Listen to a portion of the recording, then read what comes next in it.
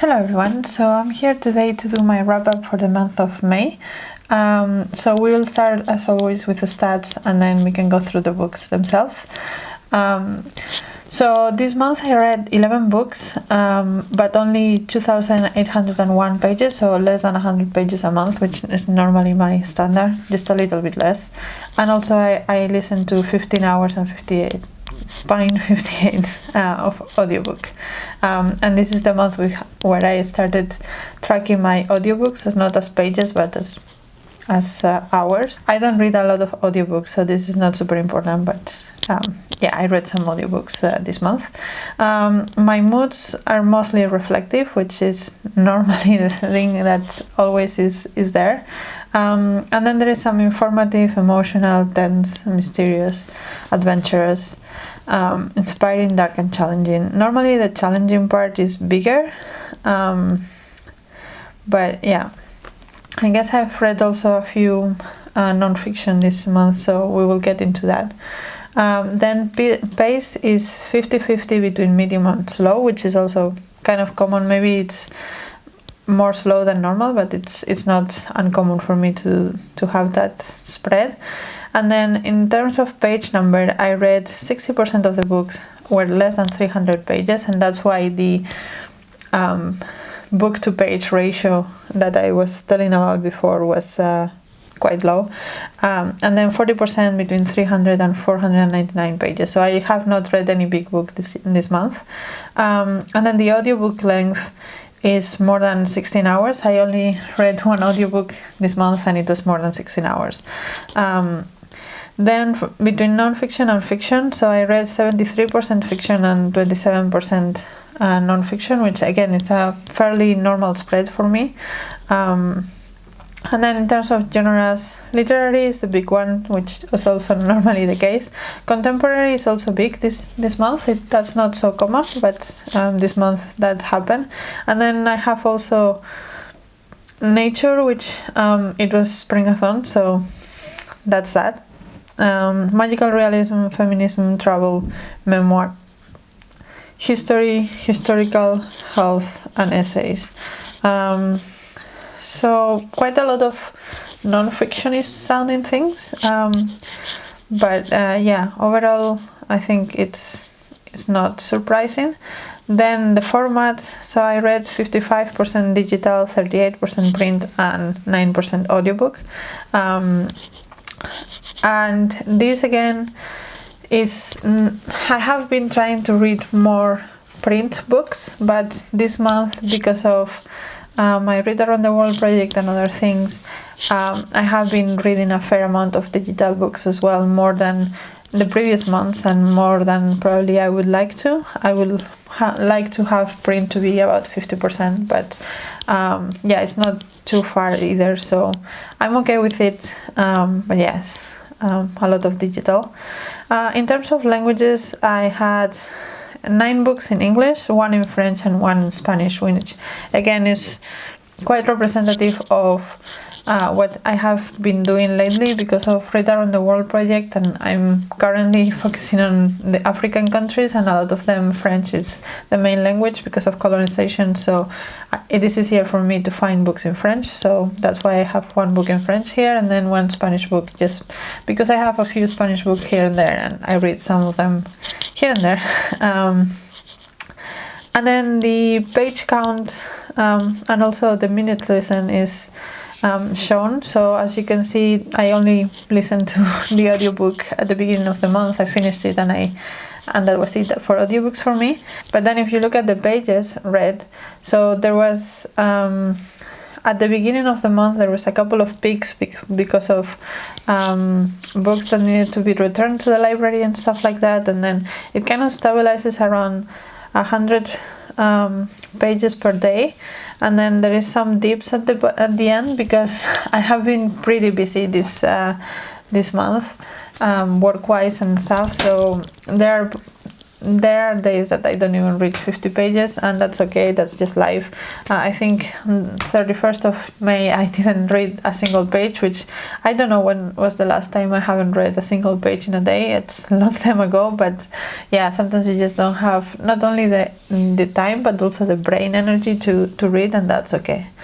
So yeah, those are my stats. Let's get into the books now. So the first book I read this month is The Topeka School by Ben Lerner. I read this for my book club. We have restarted my In Real Life book club, which I have been wanting to do for a really long time, so I decided to take care of it and start that up again. And this was the first pick from the choices I put to the book club, and this is about a boy man. We follow him when he's young, and then again when he grows up, and his parents. So we follow the three perspectives back and forth, and the boy is in a debate club, and he goes to competitions and stuff, so it's a very big part of his life. And then his mom is a very known author of a feminist book, and then they live in this town in Kansas City, so it's a fairly repressive and conservative area, but this, I think it tries to show that how liberals live in a more conservative area in the US, and it talks about political debate and how it is approached, and it is trying to kind of make a commentary on the polarization of politics lately, and I think I enjoyed it more after I had discussed it with my book club, because there were more insights into the book and what it was trying to do that I didn't pick up on, and I think when I was reading it I thought it was just meh, like I didn't connect with any of the characters, and the topic didn't particularly sound interesting, or the insights that were given were not so interesting. And I think that's also because I am not American, and even though the political system here is also polarized, it's not polarized in the same way as it is there, and there are a lot of different ways of doing things and thinking. I think in Europe in general, political debates are a lot more about the content of the laws and the policies that are being suggested, and less about the personality of the politicians themselves. And not to say that that's not doesn't play a role, but it's less about that and more about the ideology. And yeah, so in that sense, for me, this was a little bit foreign, but I can see that it might work for other people. The next book I read was Demon Copperhead by Barbara Kingsolver, and I read this as an audiobook. That was the audiobook I read, and this was also shortlisted for the Women's Prize for Fiction, and it was in the back of my head, and I saw the audiobook available and I thought I'll just pick it up, and it's about a boy in the US that has a very difficult life. So his mom was a teenage mom, and she was addicted to drugs, and she died from it, and he also got addicted to drugs through the oxytocin crisis, and the same as his mom, and he and his girlfriend are very addicted at some point, and things happen, and it's very tragic and it's trying to touch into the emotions, and it's also supposed to be a retelling of David Copperfield by Charles Dickens. I haven't read that, so I cannot comment on the parallels, but for me this book was just quite meh, and I know that's an unpopular opinion. I think a lot of people love it and think it should win the Women's Prize this year, but for me it was just,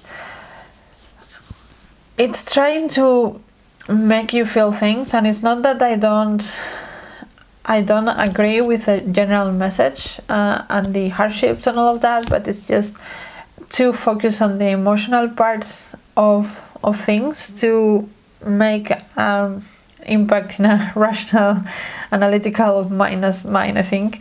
And also like the storyline, the timeline, it's sometimes a bit jumpy, and I understand that's because of the David Copperfield parallels, but David Copperfield was written as a serialized novel, and so that naturally means that it doesn't flow very well, and making the choice of making a modern time 1-volume book in the way that a serialized novel was, I don't know how much sense that makes. It didn't make it particularly good for me, so yeah, I'm on the fence about this one. I don't think it's a bad book, it's just not like this wonderful thing that other people have been saying, at least in my opinion.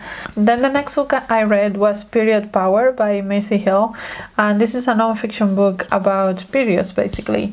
It explains a lot about the cycles of hormones and the way it's almost a self-help book in some ways, because it focuses a lot on how these cycles affect people that have periods, and it is very conscious and very specific that it wants to include all people with periods, not just women.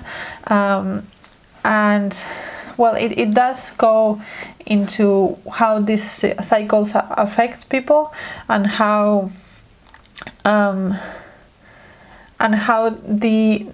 you can make your life fit better with those cycles, so that you appreciate every single aspect of those cycles and you are able to get the most of your life.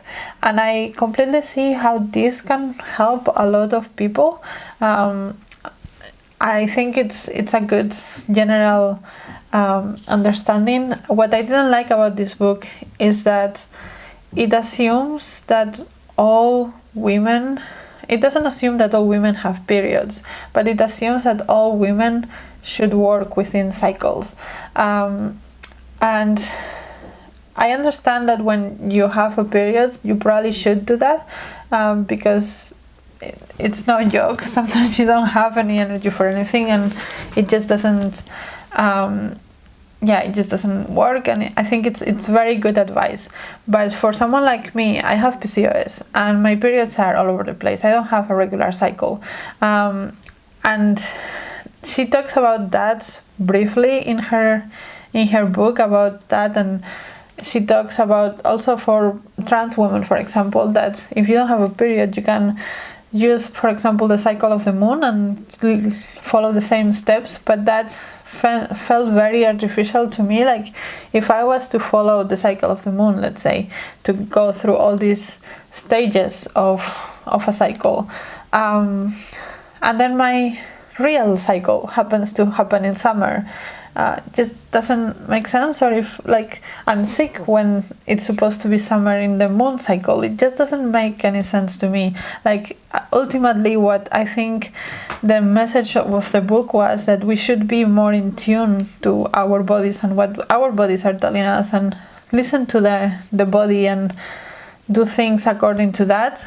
And that doesn't necessarily have to be on cycles, and that doesn't also necessarily have to apply for just people with periods or people with a uterus. It applies to everybody. I think that listen to your body, and if your body tells you you don't need to be working yourself crazy, or you don't want to socialize in a certain day because your energy is completely off, then don't do it. You know what I mean? I don't know, I just felt like the part where she tries to make this applicable for people that don't have regular cycles was a little bit artificial and not very helpful. But that's just my personal experience because of my personal situation. I think that for most people that have periods that are regular and are normal, this will be really helpful, and I think it has a lot of value. It was just didn't have that value for me personally because of my personal situation. Then the next book I read is Pod by Lalin Paul, and again this was shortlisted for the Women's Prize. And this was, I also buddy read this with Lorraine from Reading with Lorraine, and I also had this book as a pick for my book club in real life. So yeah, there was a lot of reasons why I read this, and I was originally excited about it. Lolin Paul has also written The Beast, which is something that I have been sort of in the back of my mind interested for a really long time. But I just didn't like this book, and I have a full review of it, so I will link it down below. Yeah, this is about a dolphin called Ea, and she originally leaves her pod because she doesn't fit in. She's a spinner dolphin, and she doesn't really get why everyone is so into spinning. And so she feels out of place, and she leaves the pod. And then a lot of things happen after that, and a lot of it has to do with the contamination and the pollution of oceans, and how oceans are changing because of humans. Humans are never quite a character in the book. There is a small part about another dolphin called Google that works in a military aquarium thing for testing things. But he does interact with humans, but that's the only instance of him interacting with humans. Everyone else is just in the ocean, just chilling out. And there is a lot of commentary on the pollution of the ocean. There is so much commentary about so many things that I think it was a little bit too much. This book is not particularly long, and it wanted to make comments on the pollution of the ocean, but also on patriarchal societies, on disability, on neurodivergence, on gender, on capitalism, on so many things, and I think that was just too much. And one good thing I have to say about this book, I think that the way that it portrayed the animals and like the dolphins was kind of real. Like it didn't feel like they were humans, and it was not like, it was quite well researched, really well researched regarding the behavior of dolphins. One thing that I felt was a little bit over the top was that Ea, for example, when she leaves, she acts so dramatic, like a teenager and stuff, and I was like, oh, I was rolling my eyes. And there was this moment also when she like finds her soulmate or something, and it just was so eye-rolly, and the plot points were so predictable and so stereotypical that I was not amused.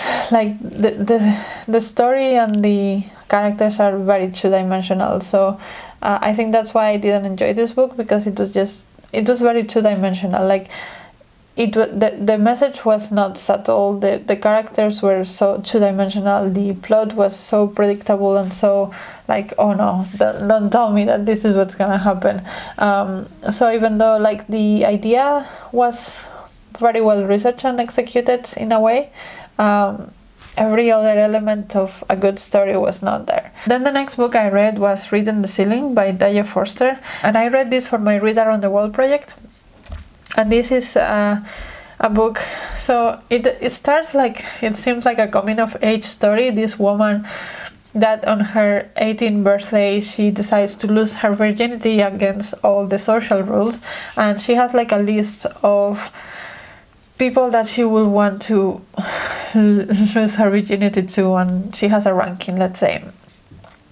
And then on her 18th birthday she does lose her virginity with someone, and then we see what happens afterwards until she's a full-grown adult. And I thought, okay, that's interesting, but what's most interesting is that in the second part we go back to when she was 18 and we see what happens if she would have made a different choice, and we have like 3 different situations in which she loses her virginity to 3 different people. And I thought that was so smart and well done that I really liked it. I thought it was really interesting. Then the next book I read was Michel the Giant, An African in Greenland by Tete, Michel, Kpomassie.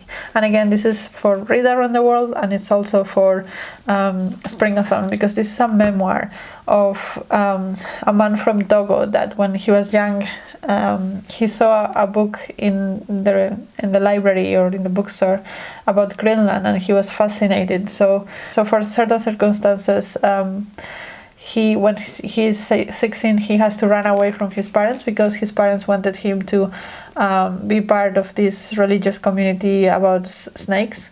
They kind of think that snakes are gods, and he offended them, so he has to live the rest of his life serving the snakes, and he doesn't want to do that, so he runs away, and it takes him several years to finally get to Greenland, but we follow all his steps and all his travels through Africa to Europe and then to Greenland.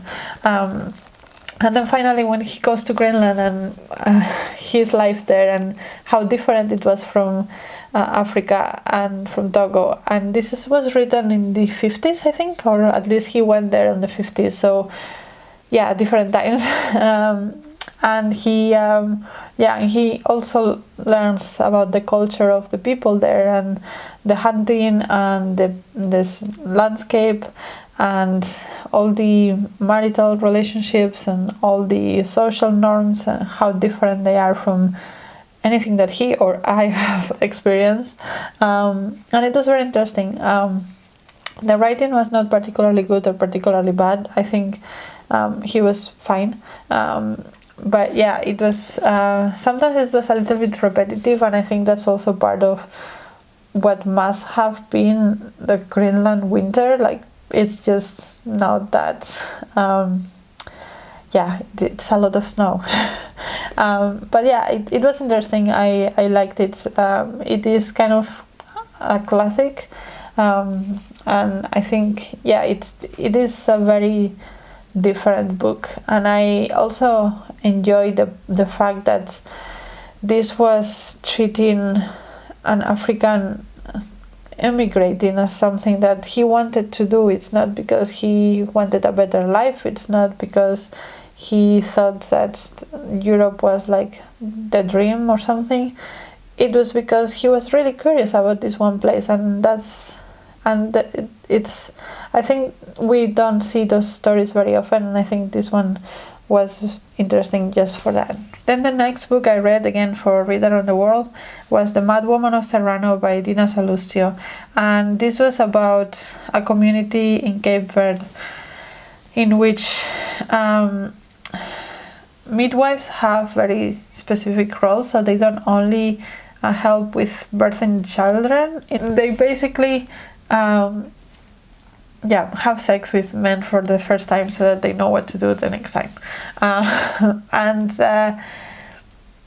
we follow this man that has a daughter, and we kind of don't know where that daughter came from. There's never a mention of the mother. And then, slowly we found out who the mother was and how that connected to the whole midwife situation and stuff.